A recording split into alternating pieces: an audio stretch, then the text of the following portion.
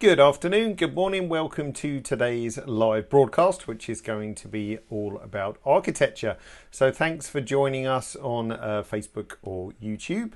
If you're on Facebook, we'll throw up a poll soon, which is going to ask, do you shoot architecture, or at least have an interest in shooting architecture, maybe.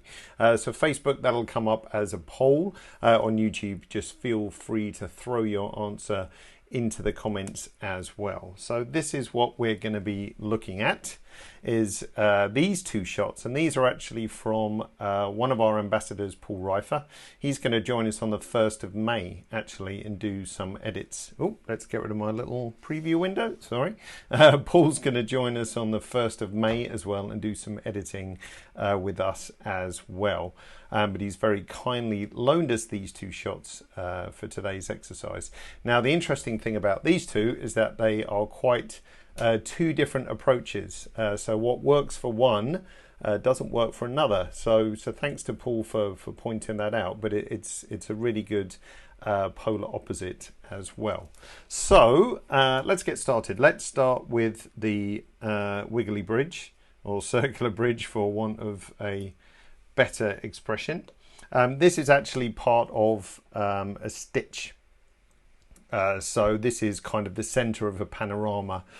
So it's not the complete photo, if you like, but we can still use it to point out a couple of interesting things as well. So as I said, what we're going to do is we'll edit this one and then we move on to the other one. So we do both of them quite quickly, and then just so you can see the difference between the two as well. So first of all, we're going to grab our Keystone tool up here in the top in the cursor toolbar. And this gives us a couple of lines which we can use to describe our error on the photo itself. And you'll also see this used again in the second shot. So if it doesn't make sense right away, don't worry, we get another hit at it. So the idea is that you line these lines up on their sort of perspective error. Now I'm going for this pillar here. Now also bear in mind this was taken with a 28mm lens, so you can see down here, so pretty wide, and also looking down as well. So we're also going to make some artistic choices on how this is going to look. So I've set it against this pillar, or kind of this one, and it's kind of against this one.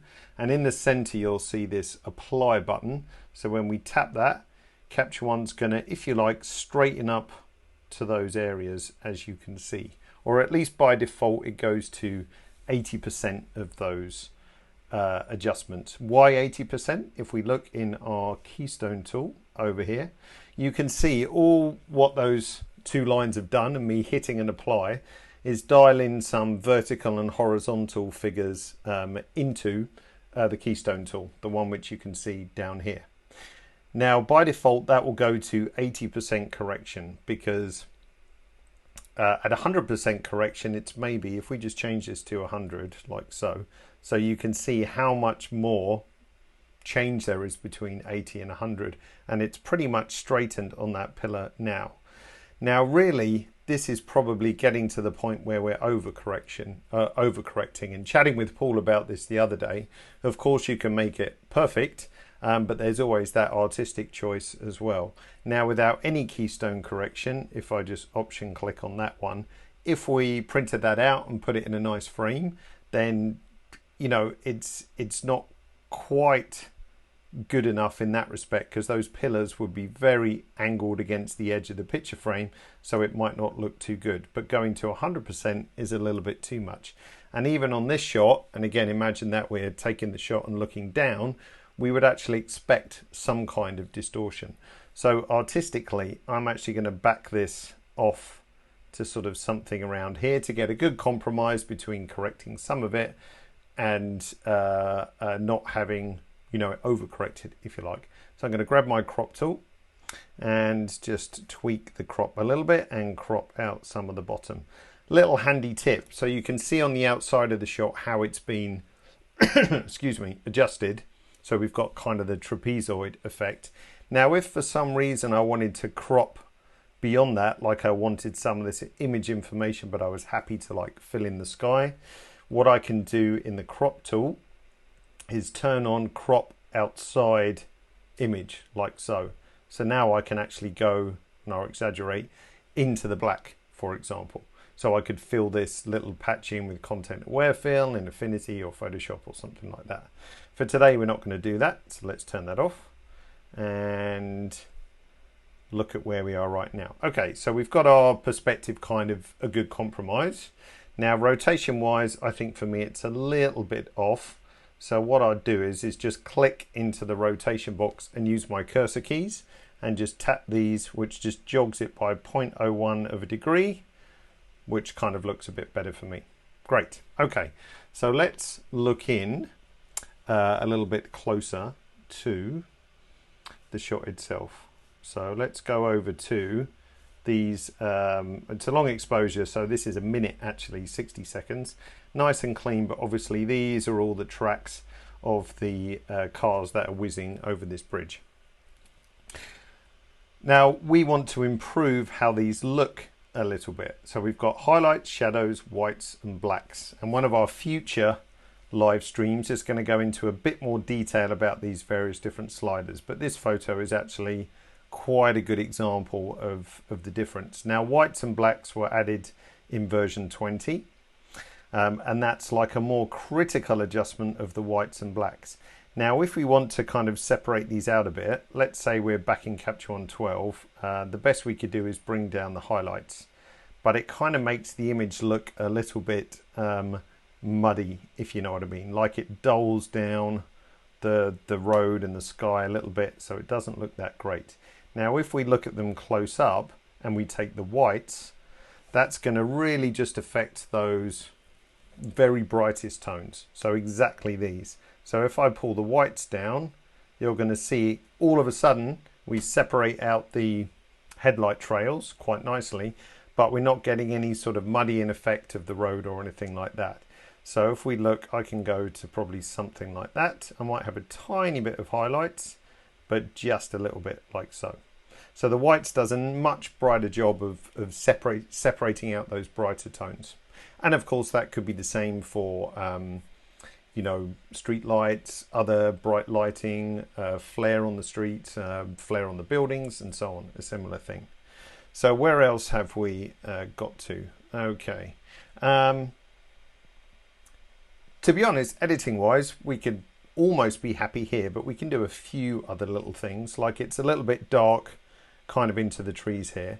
So I would lift this up with the blacks, like so, just to get a bit more in there. But the image is now losing its kind of punchiness or contrast.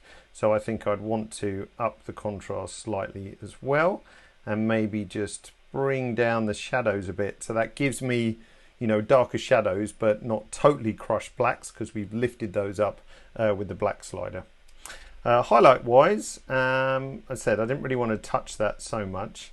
What I think I might do is it's a little bit bright at the bottom here, so we could grab a good old linear gradient filter or local adjustment, bring this up like so. So that's going to create a mask just at the bottom of the screen, as you can see. And then I'm just going to take the brightness down a little bit, just to kind of warm up those headlights and so on. The only thing we didn't look at was white balance. It might just benefit from a little bit overall warmth, and we could either punch the saturation or go the other way. Let's just punch it a bit. Okay.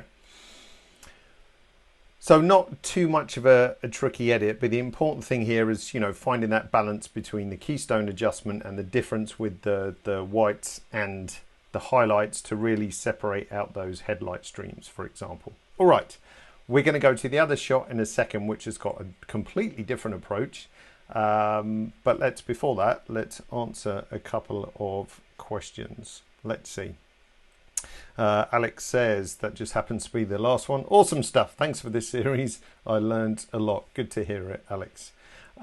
Let's have a see. Ivan says, how can you create different guidelines more than two and move them? That's a good question, actually, especially for architecture. So if you go in the view menu, you'll find guides like so. So if we turn guides on, you can just see them in red. We can change these in preferences if we want to. Now to move them, you have to go to the select cursor tool, the very first one. And then when you hover over the guide, you see you can move that guide around. There's one over here as well, up and down like so. Now if you want to add guides, and I'm so glad you asked that question because I would have forgotten to mention this. See, you can add horizontal or add vertical. So let's just add another vertical. This will just pop up, where is it actually? In the middle, as you can see. So let's move that one and then say view guides, customize guides, add vertical. Note the shortcut keys as well. So now another vertical guide pops up in the center. So that's the guides, which you can move around anywhere you like. We've also got a new tool that was new in 20 called the grid as well. So that has various different types which you might find useful when cropping. Let's just hide our guides for the moment. So if we just say show, you can see my grid and it will follow the crop. And then we've got different types in here as well, which might help your composition as well. Now follow crop, that's a useful one to have. That just simply means as I crop, then my guides are going to follow, or my grid, I should say. So great little segue question there, Ivan. Thanks for adding that. Let's see if I can find one more. Let's see. And then we shall move on to the next one. Kenneth. Let's see what Kenneth says. The value at 80 as opposed to 100 is an eye-opener. Yeah, it's not correct for every image, but it's just a good default, as you know. So sometimes, as you say, Kenneth, sometimes dialing things down is better. Sometimes if you want that perfect correction and you just have to make that decision whether it visually looks correct or not, then you could go to 100, for example. Right, let's have a look at the next photo. So that's going to be this guy here. So we're now gone from Beijing, I think this was, or Shanghai, over to Boston.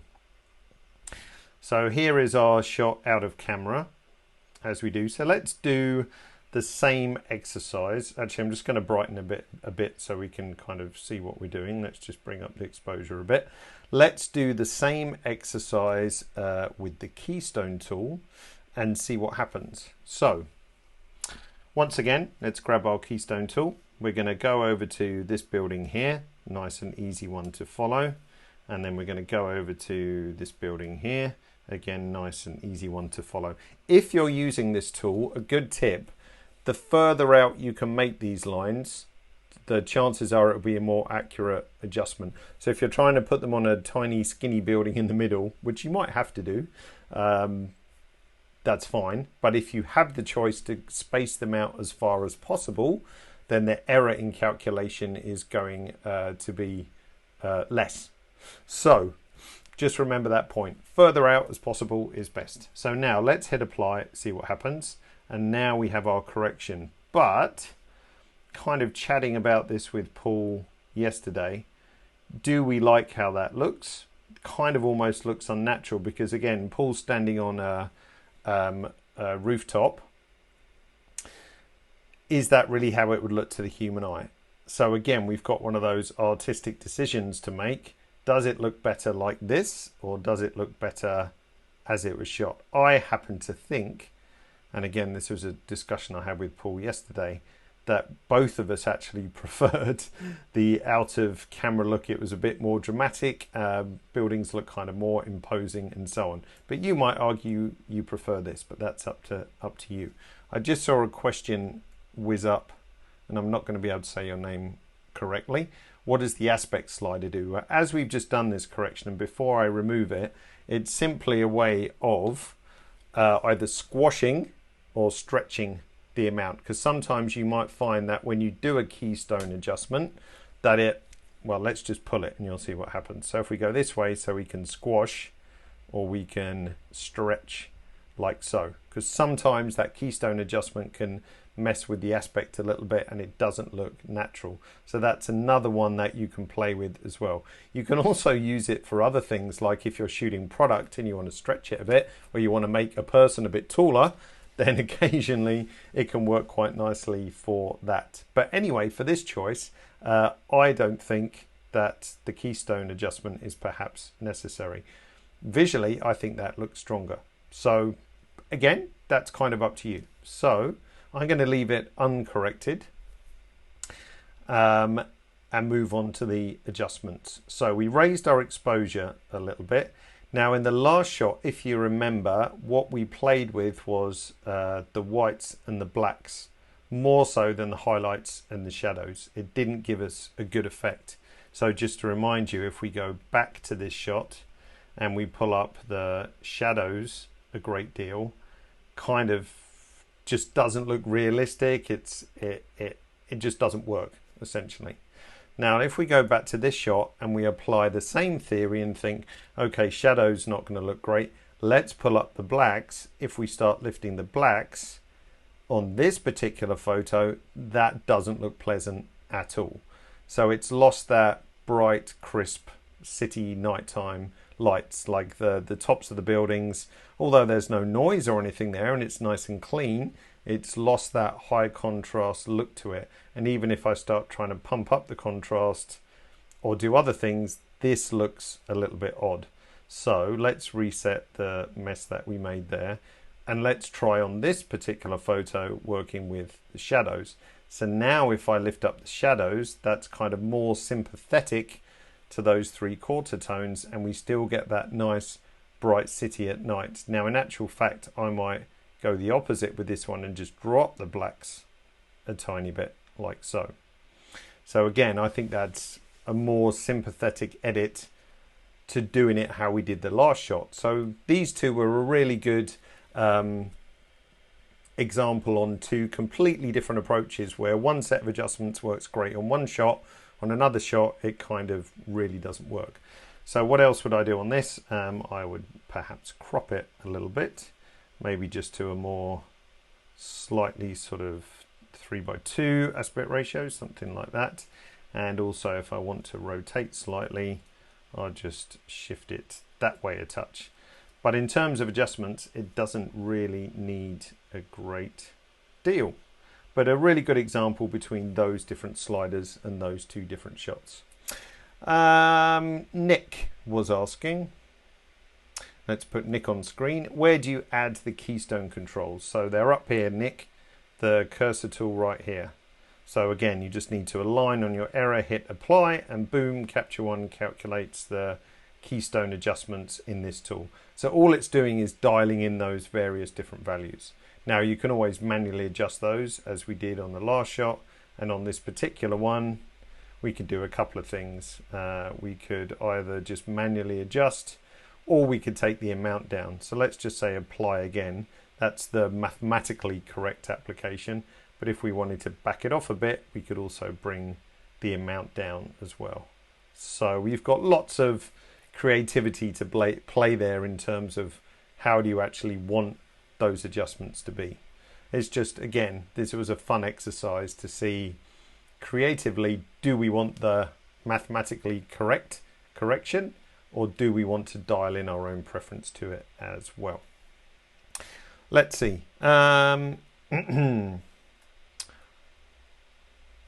Richard and someone was having an interesting discussion, but I've missed the first part. 1 second. Can you limit, let's see what Richard was saying. I think you can limit the exposure slider ranges in preferences exposure. You can't limit the ranges, but there's lots of other things you can do with levels and so on. If we bring up the preferences and exposure, we've got the exposure warning controls, how the RGB auto works. So that was in the last live broadcast, if you're interested in seeing that, and also how the clipping or how aggressive auto levels is, but you can't limit the ranges of the sliders, for example. But lots of different ways to manipulate sliders using your cursor keys, scroll wheels, and so on. So hopefully that shouldn't limit you too much. Yes, don't worry, Lime, or I was going to say Lima then. It's always up later to replay. You can always rewind back as well, so it's no problem. In the Express version, there is no Keystone tool, as far as I can remember. I'm going from memory, so I could easily be wrong, but I don't think there is a Keystone adjustment in Express, for example.